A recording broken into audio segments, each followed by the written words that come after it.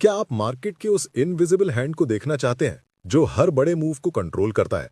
अक्सर ऐसा होता है कि आपका टेक्निकल एनालिसिस सही होता है, आपके ट्रेड की डायरेक्शन भी सही होती है, आप पूरी मेहनत से सपोर्ट और रेजिस्टेंस ड्रॉ करते हैं।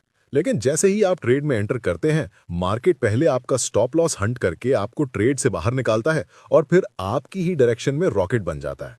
इसे आप शायद बैड लक या किस्मत का खेल कहते हैं, लेकिन हम प्रोफेशनल्स इसे एक बहुत ही स्पेसिफिक नाम देते हैं: लिक्विडिटी ग्रैब। सच्चाई ये है कि आप जैसे 90% से 95% रिटेल ट्रेडर्स इसी के कारण पैसा लूज करते हैं। क्यों? क्या आप कम मेहनत करते हैं? नहीं।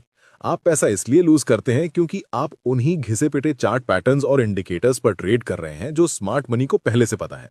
जब आप डबल टॉप देखकर सेल करते हैं तो स्मार्ट मनी को पता होता है कि आपका स्टॉप लॉस उस टॉप के ठीक ऊपर पड़ा है और उनके लिए आपका स्टॉप लॉस उनका ट्रेड एंट्री पॉइंट होता है। इसलिए आज हम स्मार्ट मनी कॉन्सेप्ट्स के सबसे पावरफुल और फंडामेंटल टूल ऑर्डर ब्लॉक्स को डिकोड करेंगे। ये वीडियो सिर्फ एक ट्यूटोरियल नहीं है, ये आपको एक रिटेल ट्रेडर की विक्टिम मेंटालिटी से निकालकर एक इंस्टीट्यूशनल थिंकर बनाने का रोड मैप है। इस मास्टर क्लास को हमने एक बहुत ही लॉजिकल और detailed step by step guide में डिजाइन किया है ताकि आप ऑर्डर ब्लॉक्स को सिर्फ चार्ट पर ड्रॉ ना करें बल्कि उनके पीछे की साइकोलॉजी को मास्टर करें।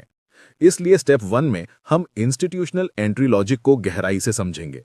उसके बाद स्टेप 2 में हम चार्ट पर ऑर्डर ब्लॉक्स को सही तरीके से कैसे मार्क करना है इसे सीखेंगे और स्टेप 3 में हम चार्ट पर एक वैलिड और इनवैलिड ऑर्डर ब्लॉक को कैसे पहचानना है इसके बारे में जानेंगे। स्टेप 4 में आप इस स्ट्रैटेजी का इस्तेमाल करके किस तरह से अपने ट्रेड को लाइव चार्ट पर एग्जीक्यूट कर सकते हैं इसे पूरी डिटेल से समझने की कोशिश करेंगे।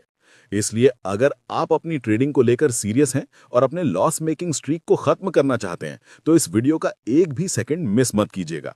चैप्टर 1 में हम ऑर्डर ब्लॉक का कॉन्सेप्ट और इंस्टीट्यूशनल लॉजिक को समझते हैं। बहुत से लोग ऑर्डर ब्लॉक को सिर्फ एक कैंडल समझते हैं, लेकिन रियलिटी में ये एक फुटप्रिंट होता है जहां FIIs और DIIs ने अपना बड़ा पैसा पार्क किया होता है। इसे एक उदाहरण से समझते हैं। सोचिए आप एक रिटेल ट्रेडर के रूप में बैंक निफ्टी के 2, 4 या 10 लॉट खरीदते हैं। आपके खरीदने या बेचने से चार्ट पर एक टिक का भी फर्क नहीं पड़ता। आप समुद्र में एक छोटी मछली की तरह है जो पानी को हिला नहीं सकती। लेकिन जरा एक स्मार्ट मनी के बारे में सोचिए। उन्हें अगर HDFC बैंक या फिर रिलायंस जैसे हैवीवेट स्टॉक्स में 500 करोड़ रुपए या 1000 करोड़ रुपए इन्वेस्ट करने हैं तो वो एक वेल मछली की तरह है।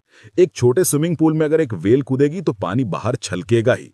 यानी कि अगर स्मार्ट मनी मार्केट में किसी जगह पर एंट्री करते हैं तो उस लेवल के पास प्राइस में स्ट्रॉन्ग मोमेंटम जरूर आएगा। लेकिन स्मार्ट मनी यानी कि इंस्टीट्यूशंस आप और हम जैसे रिटेलर्स की तरह किसी लेवल के पास एक बार में मार्केट बाय बटन नहीं दबा सकते। क्यों? मान लीजिए HDFC का प्राइस 1500